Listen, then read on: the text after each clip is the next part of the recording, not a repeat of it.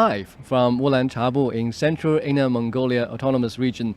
This is about 2 hours on the train away from Beijing, and we have been traveling here over the past few days to seek out and learn about the latest examples of China's modernization in this particular area. And I'm Lai Ming, and I'm joined by Yu Shun and Li Yi. Hi, everyone. Yeah, the Hello. three of us have been traveling. Yu Shun, is it the first time you've been to this part of the country? Yes, actually. This is the first time that I come here in Ulanqab and also here in Inner Mongolia Autonomous Region. So, we talked about it on the show, actually. I had that kind of stereotype about Inner Mongolia. Because I think a lot of people had that kind of stereotype because in our childhood, we all watched a TV drama, which is called 还珠格格, in English is Pearl Princess, and that it has a lot of scenes of Inner Mongolia people riding horses, Yes. which make us have that kind of imagination that all of people in Inner Mongolia will ride horses to everywhere they want to go. To schools, to work. Yeah, to work. And they okay. probably even have tests of using the arrow, something like that. But actually, even when we were on the train to Ulanqab, we can totally see that it is just as normal as all of the cities in our country. So there are no horsemen roaming, following you along the tracks. But I can see a lot of sheep and cows wandering around and wandering in the grassland. It is absolutely fascinating scene that I would like to see in Ulanqab. I think definitely there are like grasslands and herdsmen and horses right now in Inner Mongolia, but you just need to travel a little bit far because Ulanqab is really quite in the near central to part. Central part to Beijing, right? Yes, like we said earlier, 2 hours away on the train, on the high-speed train from Beijing. And our listeners and viewers will have to forgive Yu Shun for having that stereotype because, well, he's from southern China. It's like somebody in Boston not knowing much about what goes on in Texas. I mean, That makes sense. shows how far and how big the country is and how hard is it for us to know about each other in much detail. And so that was your first impression, stereotype undone. Eliminated.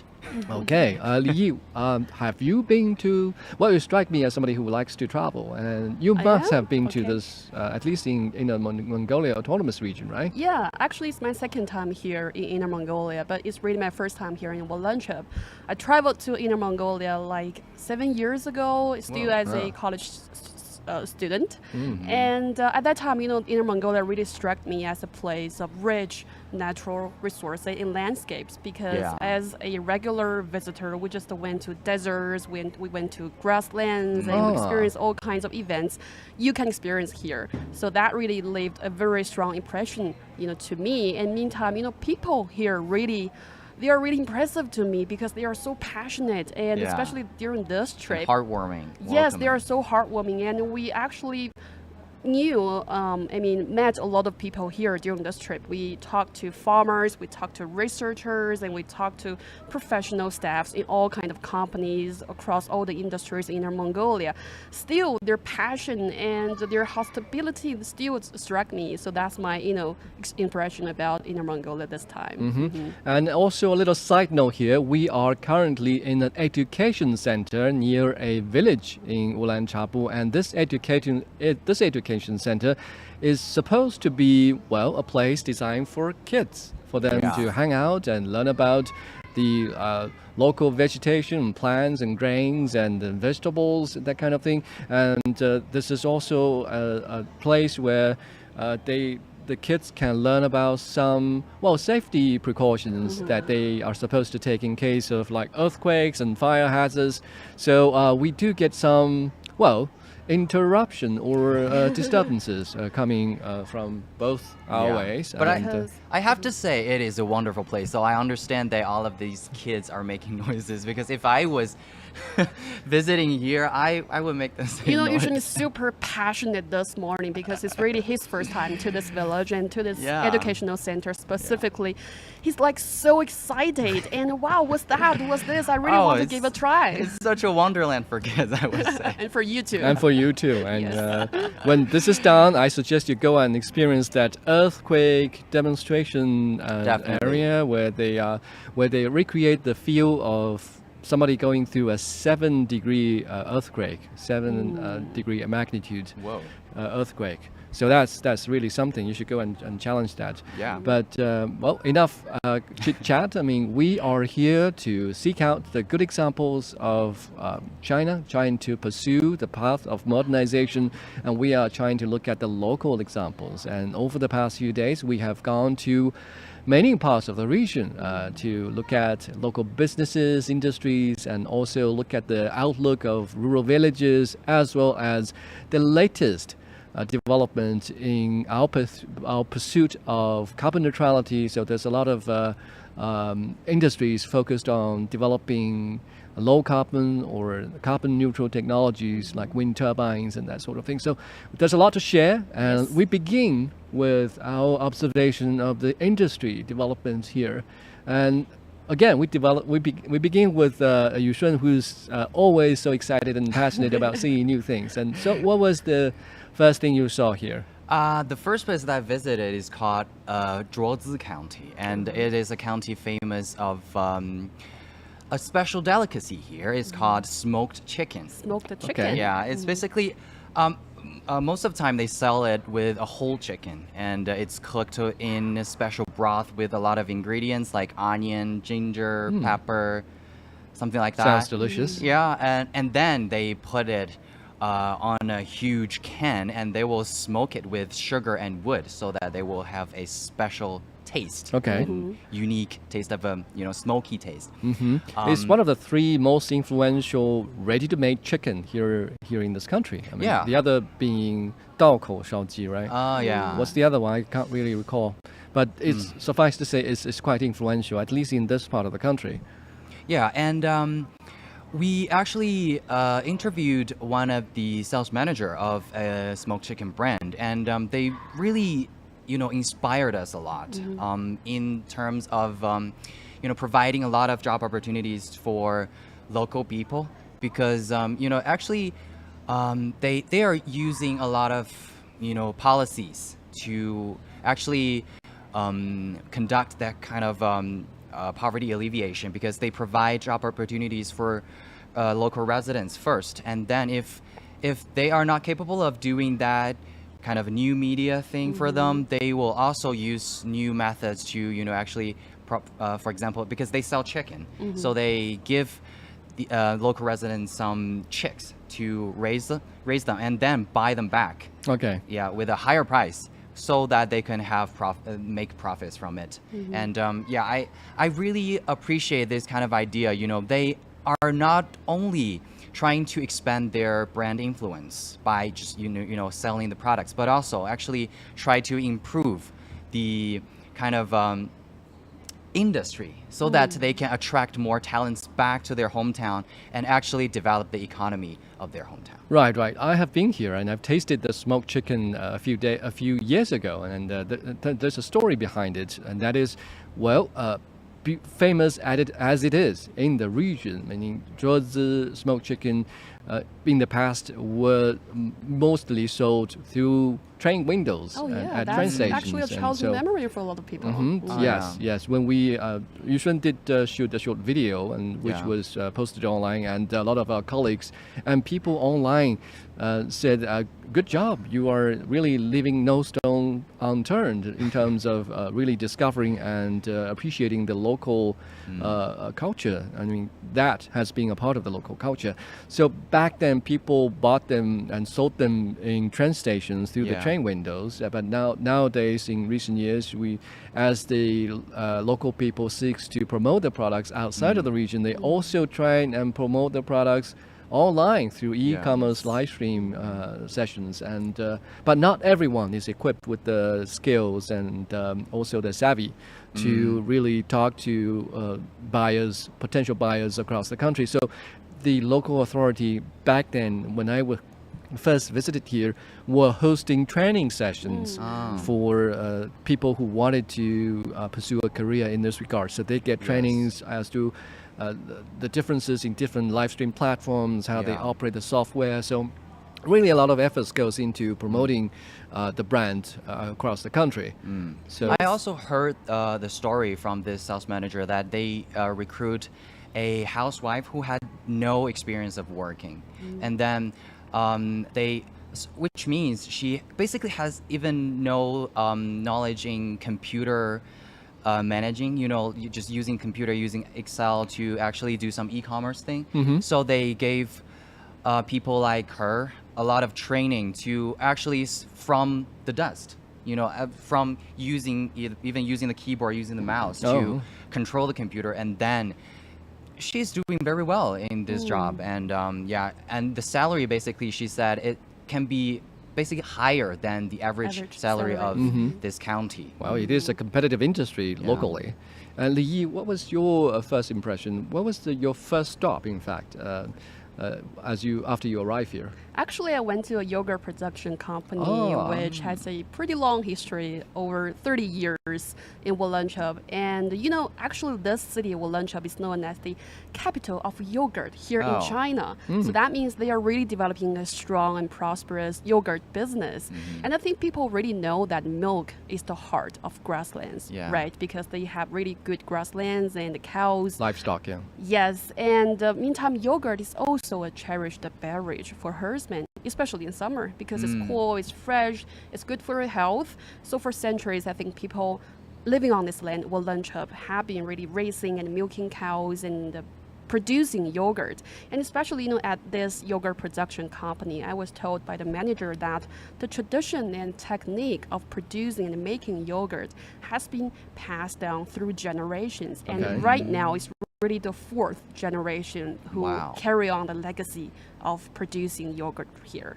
So it's really a long history. What's the latest then? I mean, I know that it's a long tradition, but we're talking about modernizing, getting new flavors perhaps, and new products to appeal to a wider consumer across the country, if not around the world. That is a very good question, because I just, got a chance to speak to the CEO of this company, and he told me that actually this man used to be like a local herdsman and a dairy farmer on this land in Ulanqab. And he told me like 30 years ago, like decades ago, he need to rely on his own personal experience to make decision whether this fermentation of yogurt is ready, is perfect. So basically, 望闻问切. So he just need to observe. Like seeing in the doctor. Yes, basically in that way. So just observe and smell and maybe taste the product to see whether it is good or not.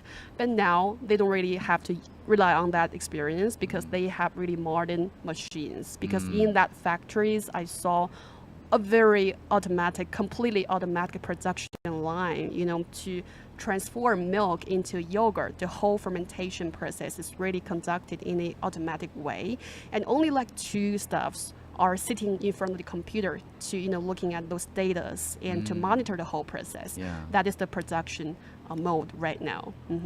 So they can produce milk in a controlled environment with precision as to what kind of bacteria really end up in the product that they sell to people across the country. Yes, and actually they've also got special labs inside those factories to do quality test of milk and also yogurt, throughout the whole production process, to make sure that every step is conducted in a scientific and the right way. And more importantly, I think, speaking of yogurt, I think it's really important to mention, what makes of the good milk source here in Ulanqab, because I was told that only happy cows could produce happy cows. Yeah, good milk, and only good milk makes good yogurt. So I went to the local cow houses of this dairy firm, of this yogurt production firm. Okay. And there, obviously, I saw a Were lot they of happy happy? cows. They were happy, and I was told that they were really raised and fed in a very scientific way. Well, were they Will they listening listen to to music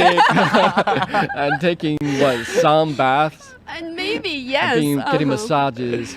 I assume yes, because they are really living in a very good environment, and more importantly, I think feeding is very important. I think more important than listening to music. But anyway, I was told by the local staff of these cow houses that they are really feeding cows 3 times a day, very precise time. So no cows are being starved. Yes, no Yeah. cows are being starved, and more importantly, the food are really being precisely calculated to make sure that they got balanced nutrition. So that is how they are raising cows, and it's quite different from how local individual farmers raised cows previously, because I was told by them that previously people just fed and raised the cows in a quite random way.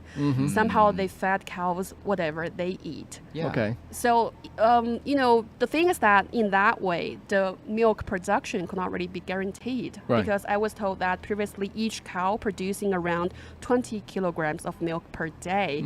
But now at this modernized farm way, which they adopt really scientific way of raising and feeding cows, each cow can really yield at least 30 kilograms of Okay. milk per day. So Right. that's the comparison. Okay. Yes. And not to mention the quality as Yes. they try and control and the balanced meal that's being fed to the cows. So, okay, good point.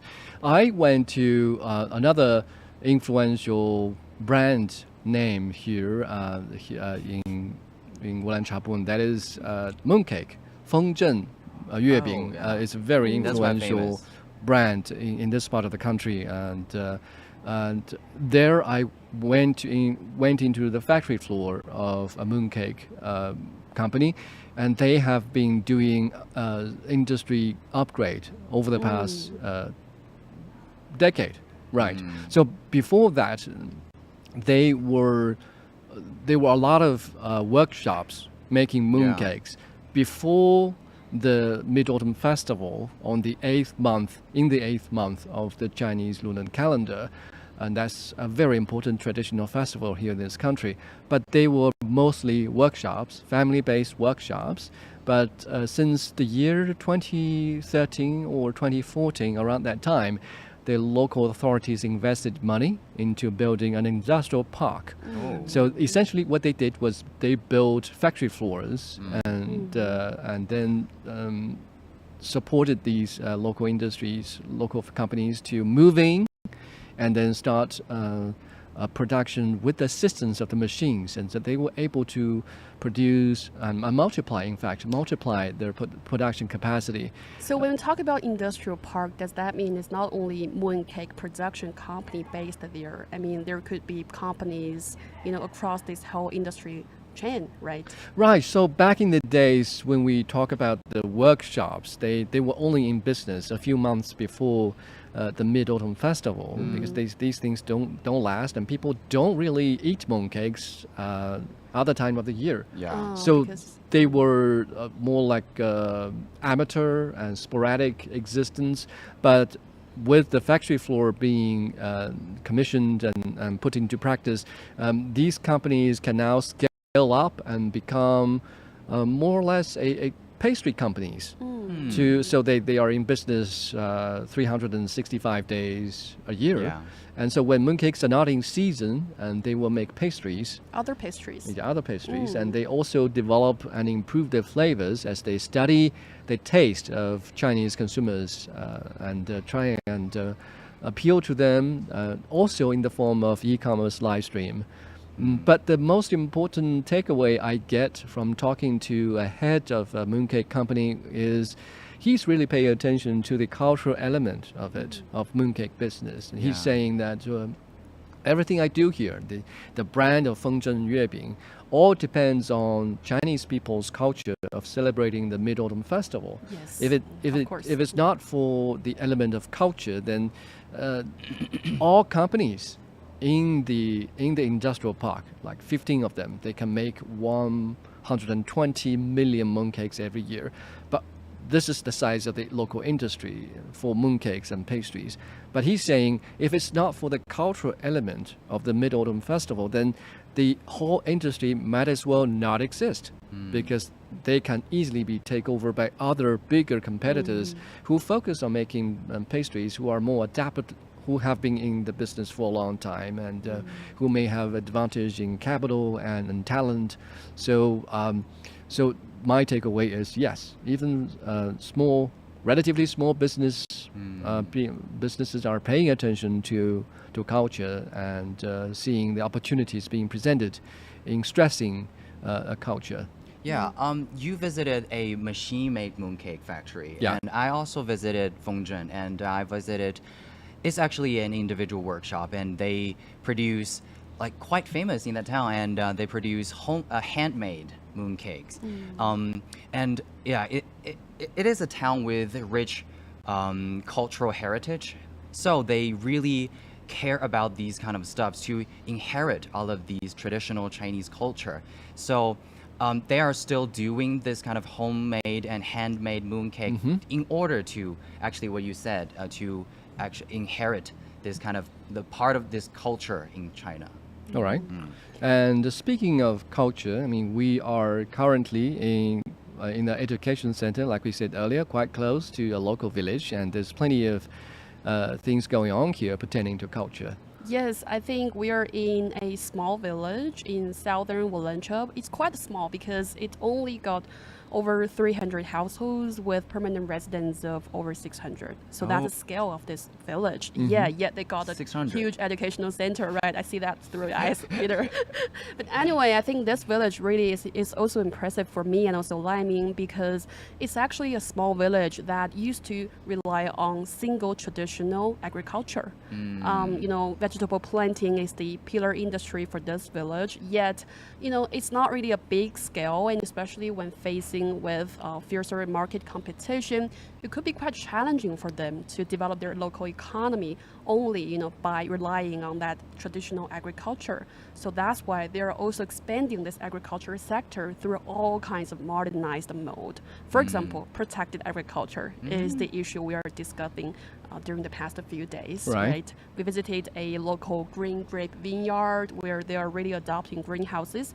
That is a very typical measure of adopting protected agriculture facilities because they are really protecting those crops from outside uncertain weather conditions and other diseases and pests. Very interestingly, because when we were in that green grape vineyard, we experienced a very heavy hailstone and also rainpour. Hail, yeah. Yes, and coming down from the sky, and then we were all running. There's hail falling down, and let's I protect saw that our equipment. Yes, very interesting experience. And at that time, we were actually quite nervous about those green grapes in the greenhouses because it's really strong, heavy rain pour. So we asked the local farmer who is in charge of this greenhouse, is that okay for those green grapes? And are you afraid of them ruining your grapes? Yes, and he was like, that's fine. The greenhouses can really protect these green grapes. So that's the one function of these greenhouses. And more importantly, we're also discovering some other interesting functions of these greenhouses because they are also using these facilities to help them stand out in the market. How so? Because green grapes, it's not really like a natural produce here in Ulanqab. This guy we spoke to, he came to Ulanqab 5 years ago from Shandong, and to really to have this initiative of planting green grapes in Ulanqab here. And very expensive green grapes. Very expensive green grapes. Like a bunch of them weighing about 1 kilogram could fetch about 120 yuan. That's about the price. So it's quite almost $20 higher than the average price because that's the marketing strategy. They're really producing high quality green grapes. And more importantly, as I said, they're using greenhouses to control the temperature and meantime to delay the sprouting time and the harvesting time of green grapes. So that when so that they can have a time difference. Yes, so that they can have really time difference when his competitors in the market are out of stock. So their product can really be sold at a relatively high price. Yes. Well, that's a unique Smart advantage strategy. here. Yes. And the other thing we were able to see is the region really taking advantage of the agriculture and to host things like this education center for people to come in, especially kids to come in and to learn about agriculture and for them to be able to tell one seed from another, or what is corn, what is barley, what is oatmeal, and what is oat, and what kind of vegetables should look like what. So an education center that they are using to really pass down the culture related to the rural lifestyle. I think it's also part of the efforts of local villages to develop rural tourism. Right, Because it's right. also Yeah. a very effective way to earn, extra revenue besides traditional agriculture. Right. So we also saw a lot of very interesting homestays in this village in the shape of Absolutely. pumpkin and potatoes, so that it could be really attractive for, visitors from cities or from other regions of China. Yeah, the town that I visited has the same idea, and I mean, Fengzhen is, and specifically it's a town called. Longshenzhuang. Longshenzhuang. Yes. Did you go there? I did. Yes.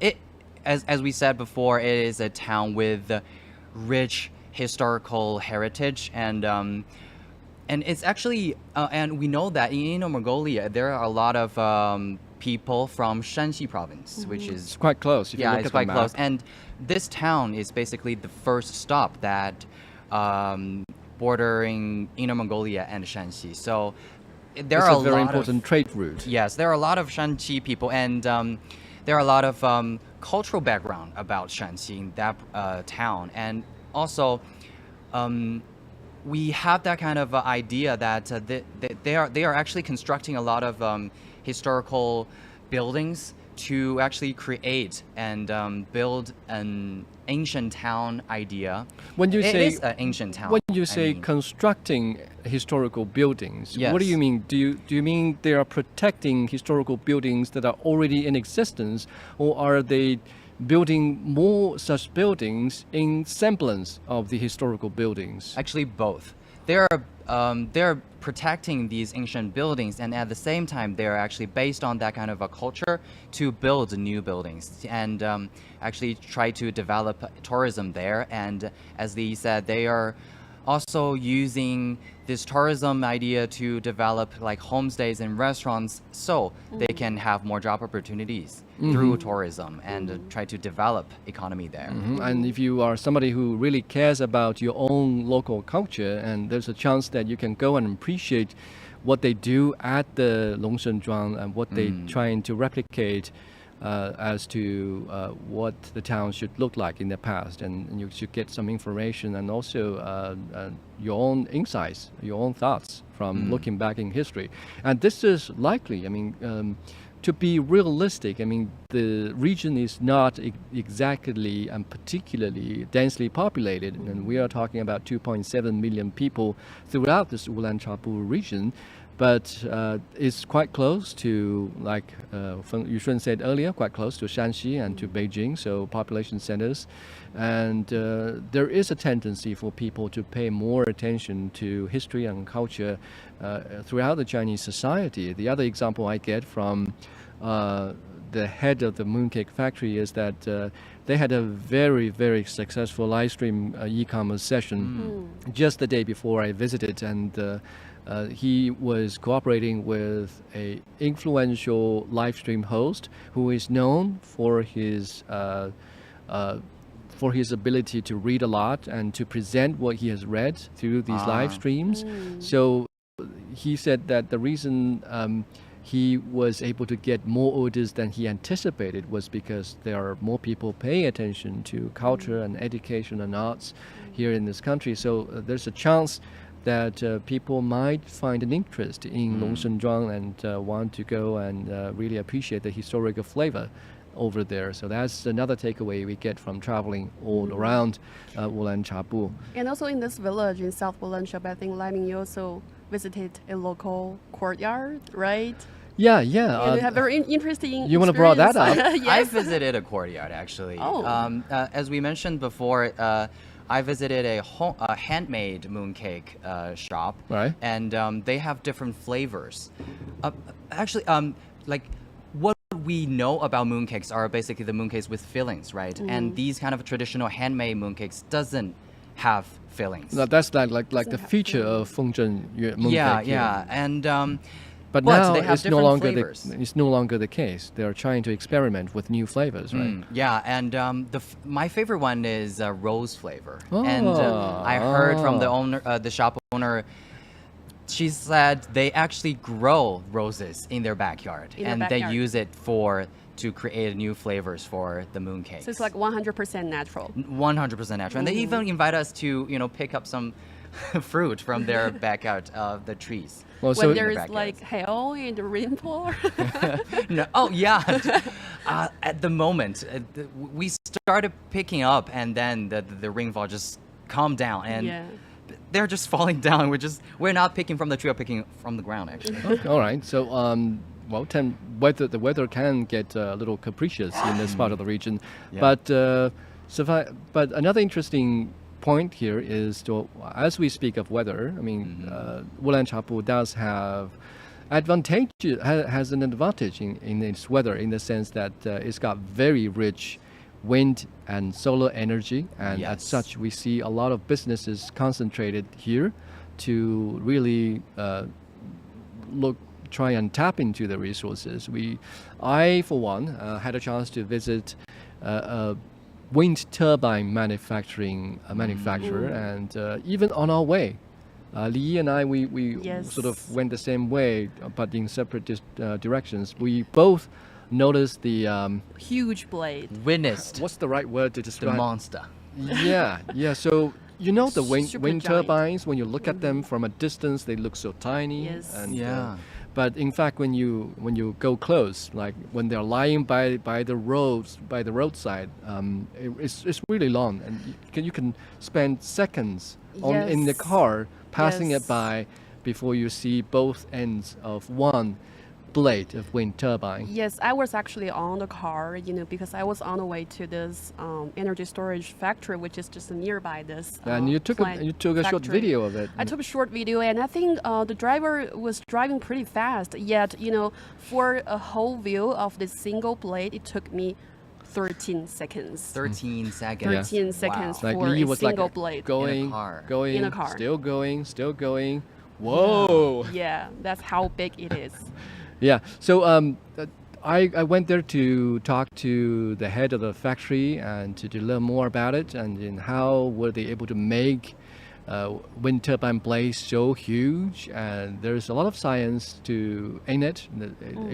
It involves material and structure and aerodynamics. So a lot of high-end experts from around the world. They are working together to design and develop and also manufacture these wind turbine blades. And also in the meantime, I was surprised to find that such modern development of such modern products can be also rather labor intensive. In So what way? it involves a lot of people laying layers upon layers of fiberglass in the process of making these wind turbine blades. Inside that blade, right? Yeah, so it's a rather labor intensive and high tech intensive industry that really gives the opportunity to the local community in the sense that people are getting well paid for doing such a job, and then a lot of them do get jobs from that because it's labor intensive. So I can see having businesses congregated here really given a boost to the local economy, but also consumerism and consumer economy as well. And also, you mentioned like how fast they could produce this single. Yeah, I blade. always wondered. I mean, the technology is rather high end in the making of it. Yes. But the working of wind turbines, I mean, that's not rocket science. We human beings have been using wind turbines to generate energy for hundreds of years. Still, I wondered how much electricity can the wind turbines produce. And while I was visiting them, I was able to work out a number as to how much electricity can they generate with the blade turning on their just one turn, In one turn. and I think we should leave it there in the show check and it let out our in the Sure. let our RT audience shows. to Yes. listen to our show and find out how much electricity it can produce. Yes. yeah, One I'll leave the turn. question here. Can you guess how much electricity can such a wind turbine produce just You'll with be just shocked. one turn there? Okay, Yes. so let's leave the question here, and then how about we start with your observation? I actually went to a energy storage a company here in All right. Ulanqab, and we know you mentioned Ulanqab is endowed with huge like natural energy resources like wind and solar power. Yet one problem is that these kind of energy resources are heavily relied on the weather. Oh. So that means, the wind can blow strongly or weakly, yet for electricity, in the city or in some other areas across the country, we need stability. So that is one, challenge faced this kind of new energy industry. So that's why they are really developing this kind of energy storage industry. So I was told by a researcher based in Ulanqab, from a local scientific and research institute that this, technology, they are really developing a system called source, grid, load, storage integration system. That's very high tech. That's very high Try and tech. explain it in plain language, please. Source means power generation. That is Okay. basically the supply side. Solar, wind. Yes, exactly. Coal. And grid means power grid. Okay. You need really a system and network. And then load. Load really is the user side, I guess. And then the storage side is really the energy storage. Okay. A So- sector they're really developing right now. So it's an expansion of the traditional idea of a power system. yes. In traditional power system, the energy is produced in real time and consumed in real time. But now, Yes. with the attachment of energy storage, there's leeway for us to manage the consumption and production of energy. It's basically like a huge power bank. You can just store some extra energy when there is, and then just release those energy when they're in need.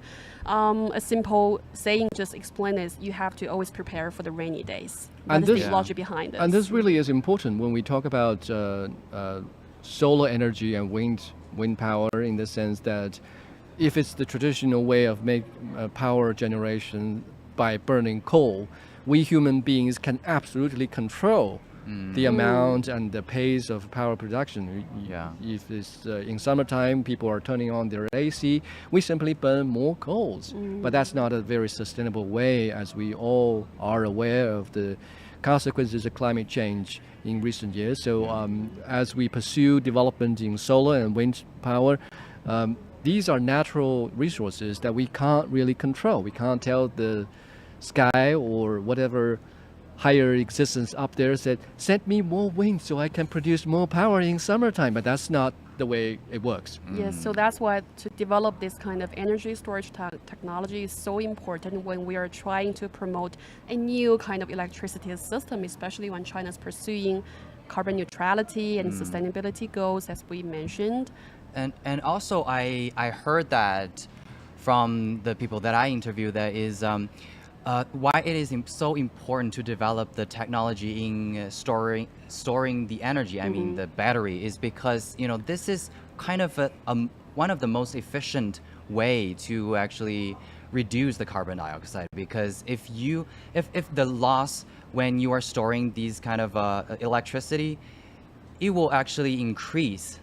If the efficiency is better, then the efficiency of reducing the carbon dioxide and improving the green, the usage of green power is actually better, and then it is also kind of a path to a greener development. Of course. Yeah, and I also visited a green energy plant, which is a solar power plant. And yeah, as long as I've arrived there, it was just like, an ocean of solar panels. It's so massive, and I you can can only imagine. you can totally see that. And in the background is all of these wind turbines, but in the front it's just a sea of solar panels, and you can see that they are glistening under the sun. Oh, glistening on, being fancy. That's a All very right. vivid way. Absolutely. And why I was fascinated by these solar panels is because it is a project that's supported by the local government, and they give out support funds to build up these solar power plants, and then with the profits that make out of it, they, aside from all of these costs that they use to run this plant, other profits will all go back to all of the citizens and residents of this town. And mostly they are like, improving and building infrastructure for this town and for the residents. And I think this is one of the ways that, they're not like directly giving them money, but actually they're not only trying to develop the whole image of this town, but also improving the environment, the impact. It's a win-win situation in the sense that the local authorities are leveraging the natural resources available in the region to generate power that people will absolutely have to use. This is environmentally friendly, but in the meantime, the amount of money that generates from people paying for their electricity bills can go into supplementing people who are under extreme poverty. But again, there's a little clarification here as well. I mean, when we talk about poverty alleviation in this country, we talk about targeted poverty alleviation. So we are not essentially, in most cases, giving out free handouts to everybody. The goal of poverty alleviation in this country is to try and encourage people to pursue their own livelihood, to give them an opportunity to work for their own well-being. That's the major goal. And we say 扶贫先扶志. So when we talk about poverty alleviation, we give people a sense or a mandate or a meaning in life, so they will work for it, and also giving them the means to do it. To inspire their aspiration. But there are people who don't have the capability.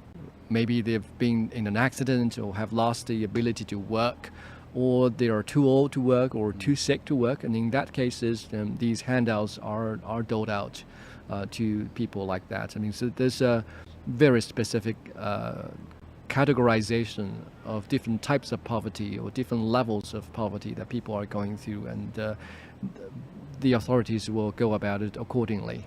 And on top of that, I think, when we talk about poverty alleviation or rural revitalization, these are very major approaches. We have been mentioning that like 1,000 times, but really during this trip, we have discovering different paths toward that goal in Ulanqab, because there is village, with traditional agriculture. There is a town rely on like a tourism industry and and mooncake factory. Mooncake, yes, different industries and different features. The thing is that different regions are really, finding their own suitable path to achieve either prosperity or a faster development. That is the key of this, a bigger picture. All right, and then should I share that one last? Please.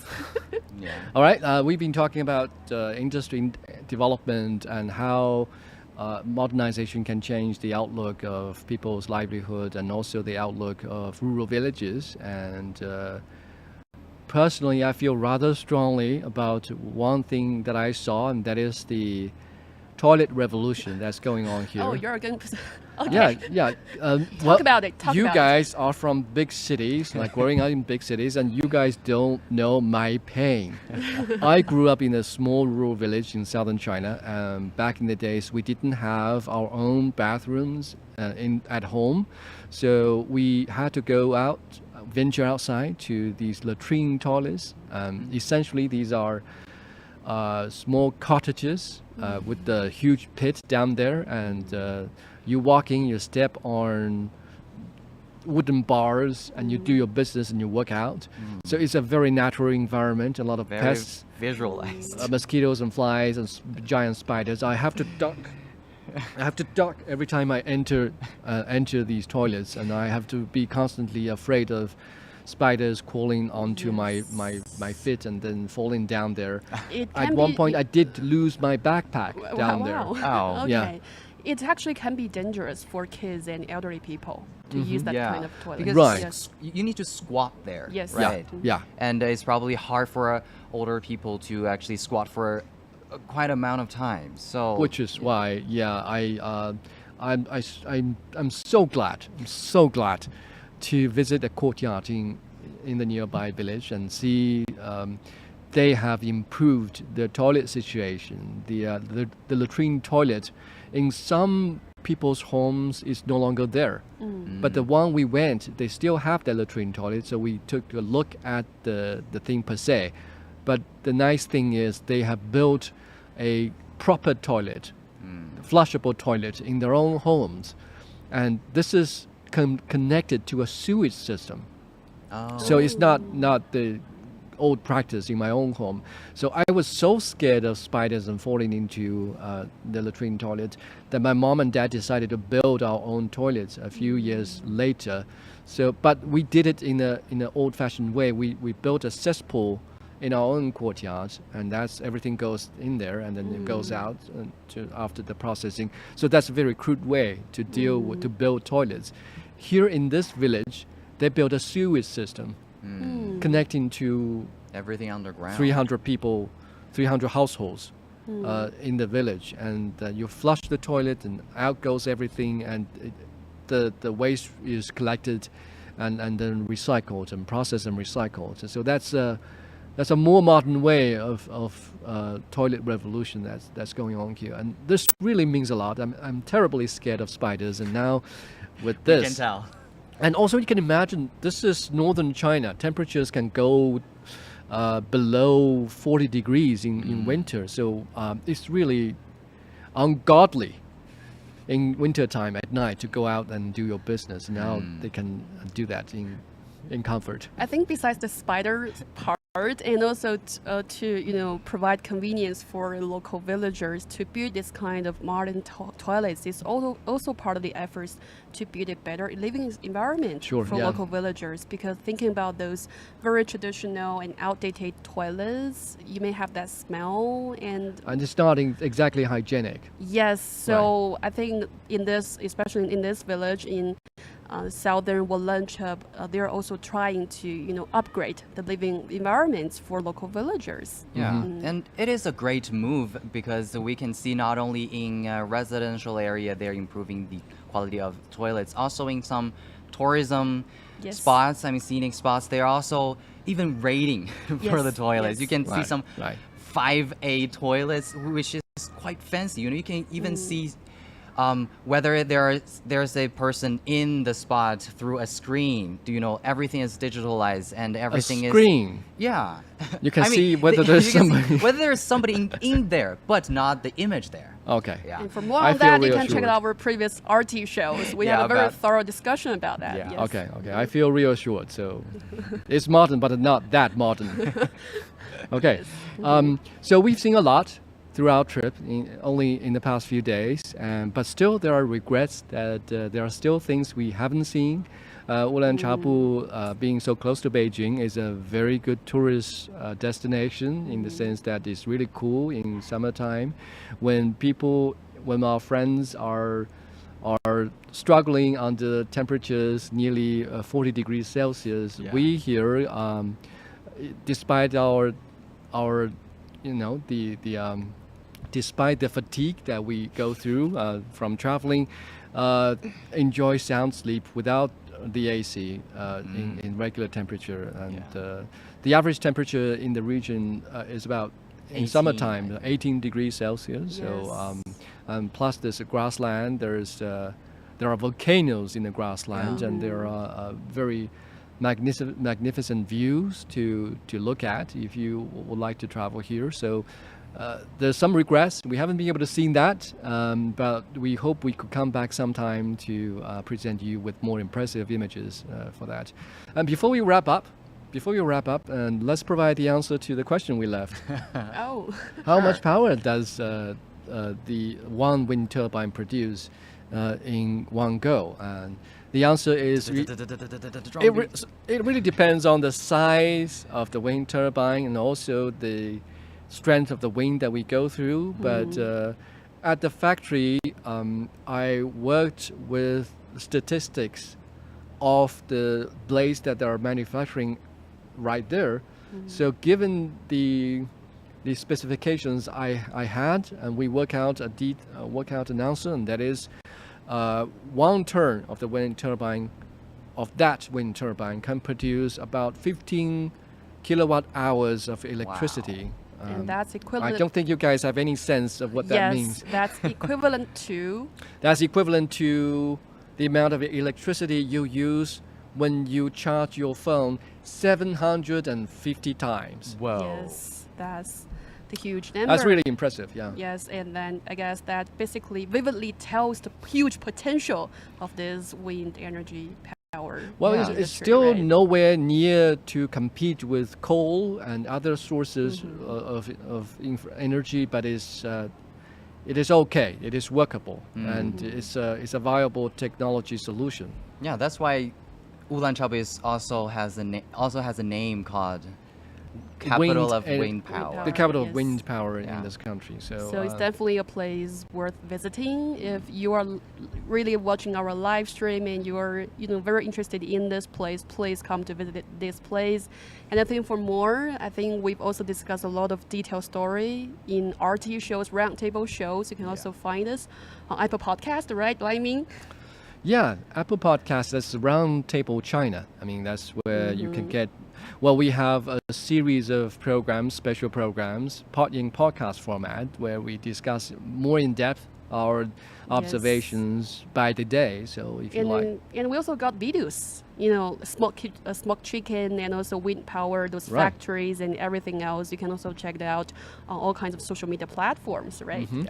And that's all the time we have for this live stream. And I hope you get everything we have been able to get from traveling here. And I hope this do spark your interest in Ulanqab and in Inner Mongolia and in China. Maybe you could travel here. Maybe you could enjoy the place as we have. And that's it for our live stream here. And thank you for watching. Bye-bye. Bye bye.